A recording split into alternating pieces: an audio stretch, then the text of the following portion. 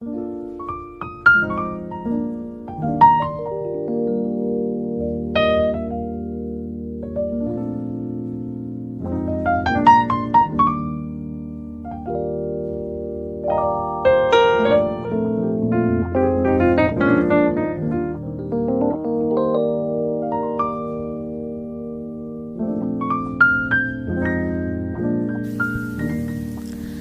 everyone, this is Yuna and Hannah, and welcome back to the 5th episode of our podcast, Express Yourself. If you're new here in this podcast, we're going to talk about topics surrounding mental illnesses and mental health in an effort to help those that are struggling to understand that they're not alone and help guide them to reach out for help. We started this podcast to educate and spread more awareness on mental illnesses and the importance of mental health. We'll be posting at the end of every month on Spotify, YouTube, Apple Podcasts, and Anchor. We'll make sure to update you on upcoming episodes on our social media and our website. You'll find us on Facebook at Express Yourself Podcast and Instagram at Express Yourself PC. Our website is linked in both of our social medias if you're interested in more information.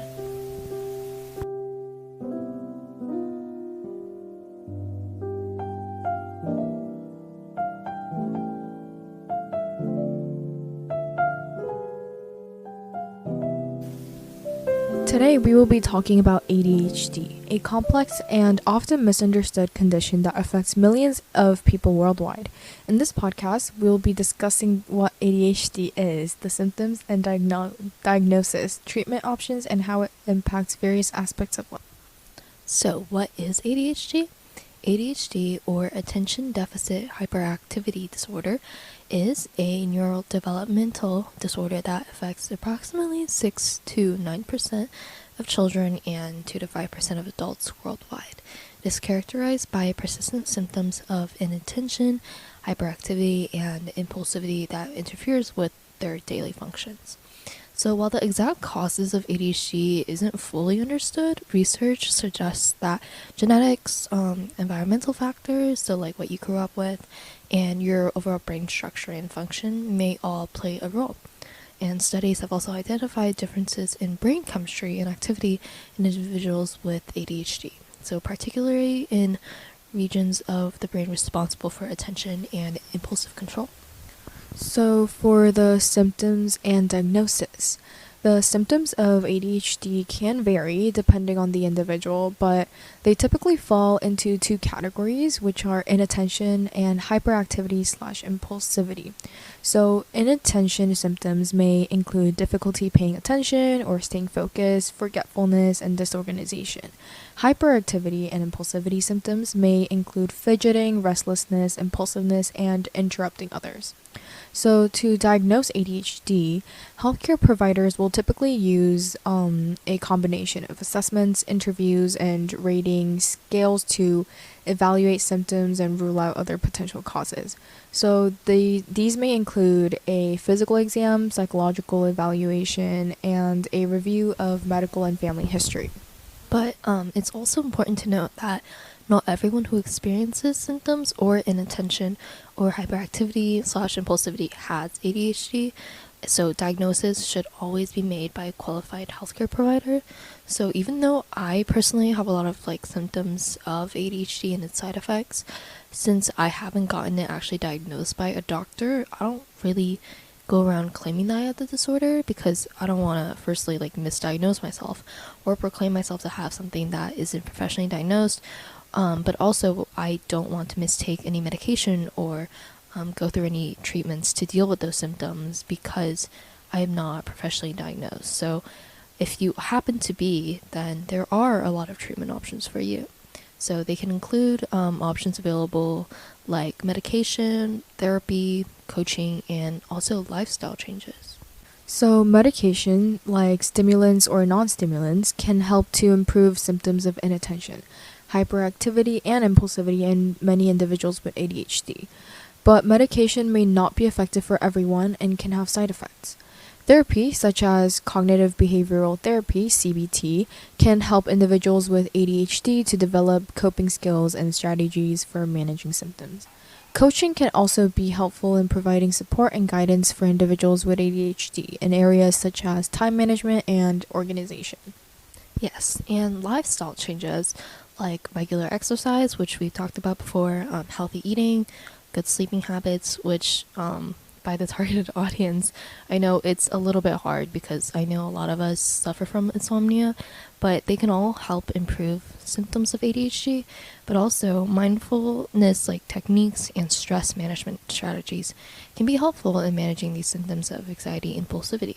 So it's important for individuals with ADHD to work with their healthcare provider to determine the best treatment options for their specific needs. So to talk about ADHD in adults. While ADHD is often thought of as like a childhood disorder, it can persist into adulthood in many individuals. Adult ADHD may present differently than childhood ADHD, with symptoms such as difficulty with time management, organization, and completing tasks. And many adults with ADHD may struggle with co-occurring conditions such as anxiety or depression, which can impact overall quality of life. It's important for adults with ADHD to seek treatment and support, as well as to educate themselves and others about the condition.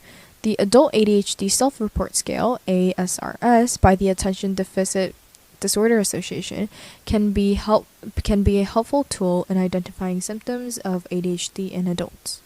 But even though our main targeted audience is teenagers, these can also apply with like individuals our age. So, like the scale by the Attention Deficit Disorder Association, that can also apply to us. But ADHD does have a lot of impacts on the aspects of an individual's life. So it includes like their education, employment, relationships, and like overall quality, because like children or like teenagers with ADHD may struggle academically and have difficulty making and maintaining friendships. So, but adults with ADHD, they may face challenges in like the workplace, such as difficulty with like time management, organization, and completing tasks. But additionally, individuals with ADHD may be at higher risk for developing other mental health conditions, such as anxiety and depression. So it's important for individuals with ADHD to really receive appropriate treatment and support in order to manage these impacts. Yeah.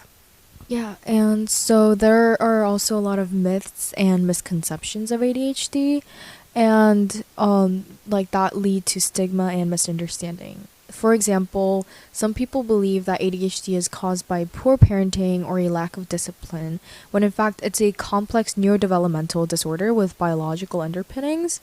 And another common myth is that medication for ADHD is overprescribed or dangerous, when in fact studies have shown that medication can be a safe and effective treatment option for many individuals with ADHD, like Adderall, I think.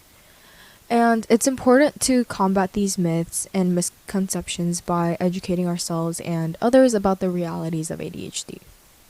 Yeah, and there are many resources available for individuals with ADHD and their families, including like support groups, advocacy organizations, and educational materials that you can find online, or preferably like if you go to a doctor, like someone professional, then they'll provide the necessary information for you. But the National Resource Center on ADHD, for example, provides information and resources for individuals with ADHD and their families, as well as healthcare providers and educators. Additionally, it's just important for individuals with ADHD to seek support from qualified healthcare professions such as psychiatrists, psychologists, and like other mental health professionals. In conclusion, ADHD is a complex neurodevelopment disorder that affects millions of people worldwide, and it can impact various aspects of an individual's life. But with appropriate treatment and support, individuals with ADHD can lead fulfilling and successful lives. It's important to combat myths and misconceptions about ADHD, educate ourselves and others, and seek out support and resources when needed. Together, we can work to better understand and support individuals with ADHD. And yeah, so we hope you guys enjoyed listening to this episode of Express Yourself. I know for this one it's a little bit short, but we will do our best to help create a safe space for everyone here. And yeah, so we hope you guys stick around for more upcoming episodes that we plan on releasing. And if you guys aren't familiar with it already, usually we're drinking a coffee or something while we're filming. Today I'm drinking a vanilla latte. And I'm drinking a matcha latte. So yeah, remember to follow us on our social media and check out our website for more information. We hope you guys have a good rest of your day or night. Stay safe and take care. Bye.